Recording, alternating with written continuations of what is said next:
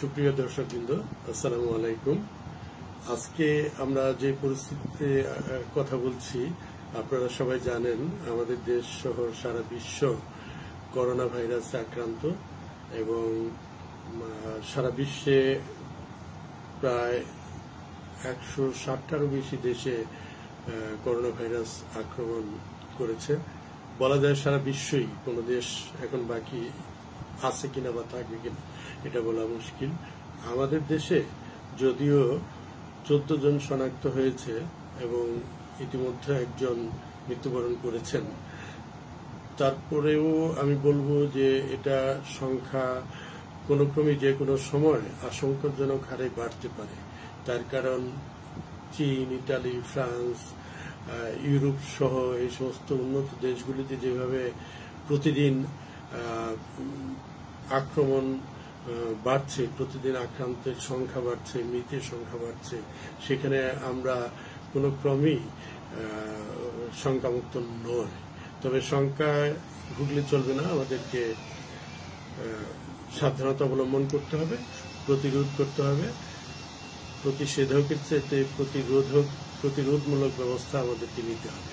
তো আমি একজন মানব সম্পদ পেশাজীবী হিসেবে আমি মনে করি যে এই ক্ষেত্রে মানব সম্পদ পেশাজীবী এবং প্রতিষ্ঠানের মালিক পক্ষের কি কর্তব্য সেটা সম্পর্কে আমাদের সবার একটু অবহিত হওয়া দরকার।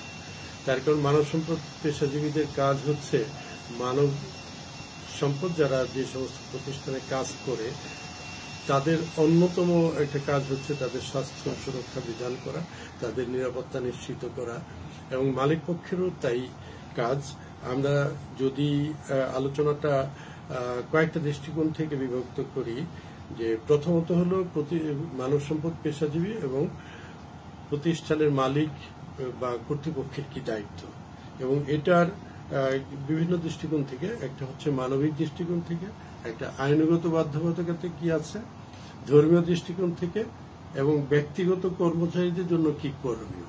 এই চারটা ভাগে যদি আমরা বিভক্ত করে কথা বলার চেষ্টা করব। আমি প্রথমে যদি ধর্মীয় দৃষ্টিকোণ থেকে দেখি, আমাদের রাসূলুল্লাহ সাল্লাল্লাহু আলাইহি ওয়াসাল্লাম সবসময় নিজের ভৃত্য কর্মচারীদের স্বাস্থ্যের প্রতি লক্ষ্য রাখতেন। হযরত উমর রাদিয়াল্লাহু তাআলা আনহু সবসময় অসুস্থ কর্মচারীদের সেবা শুশ্রূষা ও চিকিৎসা সেবা ঠিকমতো হচ্ছে কিনা তা নিশ্চিত করতেন। কাজেই আমরা ধর্মীয় দৃষ্টিকোণ থেকেও মানব সম্পদ পেশাজীবী এবং প্রতিষ্ঠানের মালিকরা আমাদের প্রতিষ্ঠানে কর্মরত সবার প্রতি স্বাস্থ্য এবং সুরক্ষা নিশ্চিত করার জন্য আমরা প্রতিজ্ঞাবদ্ধ। আরেকটা হচ্ছে আইনগত বাধ্যবাধকতা কি আছে। আইনগত দিক থেকে বাংলাদেশে কর্মরত প্রতিষ্ঠানের শতকরা প্রায় 95% বেসরকারি কর্মচারী।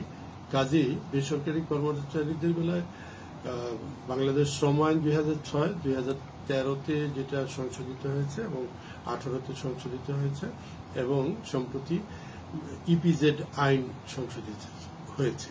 এখানে কিন্তু পরিষ্কারভাবে স্বাস্থ্য সুরক্ষা এবং কল্যাণমূলক বিভিন্ন কতগুলি ধারা আছে, আমি সেটা উল্লেখ করতে চাই। যেমন শ্রম আইনের সেকশন 5-এর 51 ধারায় আছে পরিষ্কার পরিচ্ছন্নতা কিভাবে রাখতে হবে। এখানে সুস্পষ্টভাবে বলা আছে যে কর্মক্ষেত্র সুন্দরভাবে পরিষ্কার রাখতে হবে এবং ইভেন কি জীবাণুনাশক ব্যবহার করতে হবে। এইটা নর্মাল কেসই বলা আছে। কাজেই বর্তমানে তো আরো বেশি দায়বদ্ধতা আছে।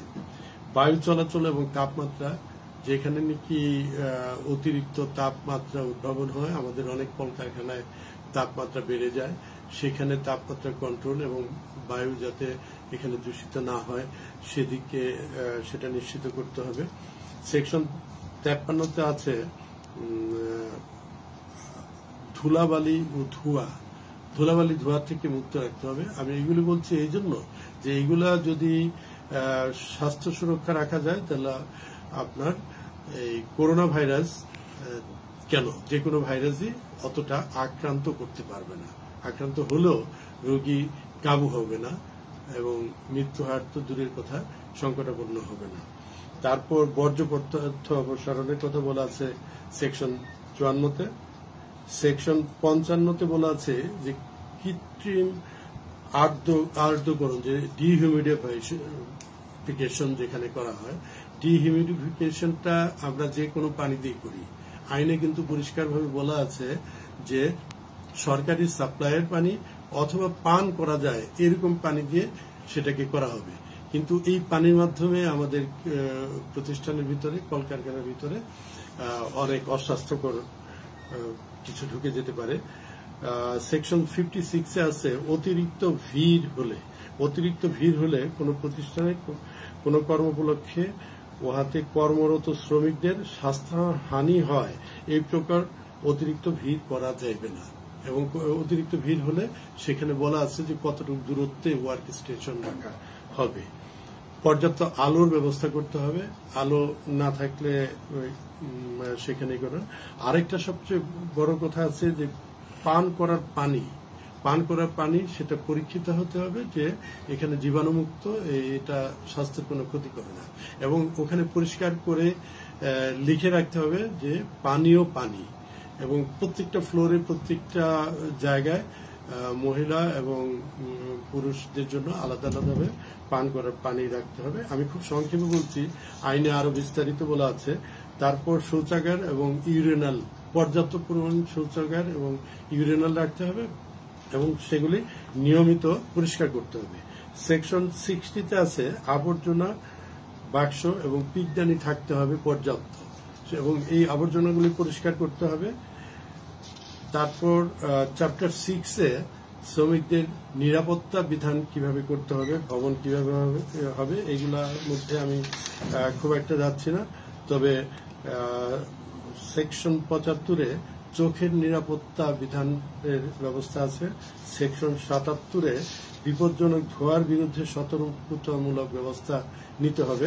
এই ধোঁয়া যদি সতর্কতামূলক ব্যবস্থা না নেওয়া হয় তাহলে আপনার লাঙে এটা এফেক্ট করতে পারে এবং করোনা ভাইরাস খুব তাড়াতাড়ি সংক্রমিত হতে পারে, এবং সেক্ষেত্রে রোগী যদি কেউ আক্রান্ত হয় তার জন্য খুব ঝুঁকিপূর্ণ। বিস্ফোরক বা দাহ্য গ্যাস, ধুলা ইত্যাদি থেকে রক্ষা করতে হবে। সেকশন 7 বাংলাদেশ শ্রম আইনের আছে স্বাস্থ্যবিধি নিরাপত্তা সম্পর্কে বিশেষ বিধানে বলা আছে। তারপর কতিপয় ব্যাধি সম্পর্কে বলা আছে, সেখানে কিন্তু সরকারকে অধিকার দেওয়া আছে এই আইনে। সরকার ওই যে কতিপয় ব্যাধিতে আক্রান্ত হলে তাদেরকে কোয়ারেন্টাইন বা বাধ্যতামূলক ছুটি দিতে হবে, ওই আইনের সরকার যে কোনো সময় এই করোনা ভাইরাস আক্রান্ত রোগীদের নামটাও অন্তর্ভুক্ত করা প্রয়োজন এবং তাদেরকে স্বাস্থ্য সুরক্ষা বিধানে আনা প্রয়োজন। তাছাড়া আপনার সেকশন চ্যাপ্টার 8-এ সেকশন 89-এ এখানে কল্যাণমূলক ব্যবস্থার মধ্যে প্রাথমিক চিকিৎসা সরঞ্জাম রাখতে হবে এবং সেখানে ফার্স্ট এড বক্স রাখতে হবে। কতজন শ্রমিকের বেশি কাজ করলে সেখানে আপনার রাখতে হবে, নার্স থাকতে হবে, ডক্টর থাকতে হবে, এই বিধানগুলি আছে। সেফটি বুক সংরক্ষণ করতে হবে। তারপর সেকশন 91-তে আছে ধৌতকরণ সুবিধা, যেটা আজকে করোনা ভাইরাসের জন্য অনেক বেশি জরুরি। এটা কিন্তু আমাদের আইনে সুন্দরভাবে বলা আছে। এখানে কর্মরত ব্যবহারের জন্য যথেষ্ট পরিমাণ উপযুক্ত গোসলখানা ও ধৌতকরণের সুবিধা থাকতে হবে এবং পুরুষ ও মহিলাদের স্বতন্ত্রভাবে রাখতে হবে। সুবিধাগুলি সবসময় পরিষ্কার পরিচ্ছন্ন রাখতে হবে এবং সহজেই গমনযোগ্য হতে হবে। এবং জায়গায় বাথরুম ইউরিনাল করা যাবে না, যেখানে নাকি টয়লেট করা যাবে না, যেখানে নাকি যেতে অনেক কষ্ট হয়, যাওয়ার সময় হয়। এবং সরকার বিধি দ্বারা যে কোনো প্রতিষ্ঠানে উক্ত সুবিধাটির মান নির্ণয় করতে পারে। আমি এটা এই জন্য উল্লেখ করছি যে সরকার এখনকার উদ্ভূত পরিস্থিতিতে এটাকে আরো কড়াকড়ি আরোপ করে ব্যবস্থা করতে পারেন। এবং ক্যান্টিনে কতজনের জন্য ক্যান্টিন থাকতে হবে এবং ক্যান্টিনের কিরকম পরিষ্কার পরিচ্ছন্নতা থাকতে পারে, হাইজিন থাকতে হবে, সেটা বলা আছে। বিশ্রাম কক্ষ থাকতে হবে, তারপর শিশু কক্ষ থাকতে হবে, চা বাগান এবং সংবাদ কর্মীদের জন্য পৃথকভাবে স্বাস্থ্য সুরক্ষার ব্যবস্থা আছে। এইগুলা কিন্তু আইনে পরিষ্কারভাবে বলা আছে। কাজেই আমাদের যে মানব সম্পদ পেশাজীবী এবং যারা আছেন কর্তৃপক্ষ, মালিক পক্ষ, তাদের উচিত হবে যে এগুলি প্রতিপালন করা। এবং এখানে মানব সম্পদ পেশাজীবীরা তো দুই দিকে চাপই থাকে। একদিকে মালিক পক্ষের স্বার্থ সংরক্ষণ করতে হয়, আরেকদিকে শ্রমিক বা কর্মচারীদের, কর্মরত জনগণের স্বার্থ রক্ষা করতে হয়, তাদের সুস্বাস্থ্য দিতে হয়। কাজে এখানে মালিক পক্ষ এই যে মানব সম্পদ পেশাজীবীদেরকে সহযোগিতা করতে হবে, তাদেরকে প্রতিপক্ষ না ভেবে তাদের পরামর্শ নিতে হবে, স্বাস্থ্যকর্মীদের পরামর্শ নিতে হবে। আরেকটা বিষয় যে সম্প্রতি ওয়ার্ল্ড হেলথ অর্গানাইজেশন কর্মক্ষেত্রে বিভিন্ন নির্দেশনা দিয়েছেন। তাতে বলা হয়েছে যে অফিসে যে সমস্ত বৈঠক হয় তা মুখোমুখি না করে নিরাপদ দূরত্ব বজায় রেখে করা, প্রয়োজন বোধে টেলি কনফারেন্সিং করা, কর্মঘণ্টা কমিয়ে আনা, বাসায় বসে কাজ করা যায় এরকম কাজ বাসা থেকে করা, এবং এইগুলো করা একান্ত অপরিহার্য হয়ে দাঁড়িয়েছে। এবং আরেকটা জায়গা খুবই গুরুত্বপূর্ণ, সেটা হচ্ছে আমাদের যে নিজস্ব স্টাফ থাকে অনেকের, মালিক পক্ষ বা আমাদের কর্মকর্তাদের, যেমন গাড়ি ড্রাইভার থাকেন, গৃহভৃত্য থাকেন, সিকিউরিটি থাকেন বিল্ডিং এর বা কর্মক্ষেত্রে, তাদের কি নিরাপত্তা বিধান করা যায়, তাদের নিজস্ব নিরাপত্তা প্লাস তাদের বাসায় কি ধরনের নিরাপত্তা আছে। তাদের বাসায় যদি নিরাপত্তা বিধান না করে এই সমস্ত প্রতিরোধমূলক ব্যবস্থাগুলি না থাকে, তারা যদি বাসার থেকে বা রাস্তার থেকে ইনফেক্টেড হয়ে আসে, তাহলে তো আমরা সুরক্ষা করে খুব একটা কার্যকর হবে না। কাজেই এই মহামারীকে ঠেকানোর জন্য সরকার যে সমস্ত ব্যবস্থা নিচ্ছে, আমি ওই দিকে যাব না। বিদেশিদের আগমন কমানো বা নিষিদ্ধ করা, এটা সরকারের প্রটোকল অনুসারে তারা করছেন, তাদেরকে আমাদের জনগণের সবাই সহযোগিতা করা দরকার। তো আমি বিশেষভাবে বলবো সবশেষে যে মালিক পক্ষের করণীয় হচ্ছে যে মানব সম্পদ পেশাজীবীদের এবং স্বাস্থ্যকর্মীদের পরামর্শ গ্রহণ করা, আইন বিধি আমরা আগে সম্পূর্ণভাবে প্রতিপালন না করলেও এখন অবশ্যই প্রতিপালন করা, এবং একটা আছে পার্সোনাল প্রোটেক্টিভ ইকুইপমেন্ট, পিপিই, যে কর্মক্ষেত্রে যেরকম দরকার। এখন যেমন আমাদের মাস্ক দরকার, আমাদের স্টেরিলাইজেশন দরকার, হাত ধৌতকরণ দরকার, পানি দরকার, এইগুলো পর্যাপ্ত রাখতে হবে। এবং শুধু লোক দেখানোর সামনে একটা হেক্সাসোল রেখে দিলাম বা হ্যান্ড ওয়াশ রেখে দিলাম তা না, সত্যিকার অর্থেই আমাদের এইগুলো পরিষ্কার করতে হবে। তারপর আমাদের যে কর্মক্ষেত্রে ডেস্ক, কিবোর্ড, ল্যাপটপ বা যেখানে বসে মিটিং করছি, এগুলি সবসময় পরিষ্কার পরিচ্ছন্ন রাখতে হবে। এবং মালিক পক্ষকে বা কর্তৃপক্ষ এভাবে এগিয়ে আসতে হবে। এবং এই বিধিবিধানগুলি যদি আমরা সঠিকভাবে কমপ্লাই করতে পারি, সঠিকভাবে প্রতিপালন করতে পারি, তাহলে অনেকাংশেই এই মহামারীর থেকে আমরা অনেকটা নিরাপদ থাকবো বলে আমি মনে করি। এবং এই ক্ষেত্রে সরকারের কে আমি অনুরোধ করব, আপনাদের সরকারের যে সমস্ত ব্যবস্থা নিচ্ছে তা তো অবশ্যই প্রশংসার দাবিদার, এটাকে আরো জোরদার করে। আইন অনেক ভালো আছে, কিন্তু এটা প্রয়োগ হচ্ছে না। এই বিশেষ করে এই শ্রম আইন বা বিভিন্ন কলকারখানায় এবং প্রতিষ্ঠানে কর্মরত কর্মীদের, শ্রমিকদেরকে সুরক্ষার জন্য যে সমস্ত লেবার ডিরেক্টরেট আছে বা যারা আছে, এরা পর্যাপ্ত নয়। এখন প্রয়োজন বোধে বিভিন্ন মন্ত্রণালয় থেকে এই শ্রম অধিদপ্তরে আরো বেশি লোক নিয়োগ প্রেষণে দিয়ে দেন, যে তারা যাতে কিনা এইগুলি প্রতিপালন ঠিক মতো হচ্ছে কিনা তা দেখতে পারে, নিশ্চয়তা বিধান করতে পারে। আরেকটা হচ্ছে, আমি পরিশেষে বলবো সরকারকে যে অবিলম্বে একটা টাস্ক ফোর্স গঠন করেন কেন্দ্রীয়ভাবে, খুব পাওয়ারফুল, অন্যান্য কাজে এটা হচ্ছে টপ প্রায়োরিটি। এবং প্রত্যেক জেলায়, প্রত্যেক মিউনিসিপ্যাল কর্পোরেশনগুলোতে এবং ইউনিয়ন লেভেল পর্যন্ত টাস্ক ফোর্স গঠন করে এরকম কোয়ারেন্টাইনে থাকার কথা কিন্তু কোয়ারেন্টাইনে না থেকে বাইরে যাচ্ছে কিনা, এবং পরিসংখ্যান গ্রহণ করুন ইউনিয়ন লেভেল থেকে, গ্রাম লেভেল থেকে, উপজেলা, জেলা থেকে কেন্দ্রীয়ভাবে যে কোথায় কি আছে।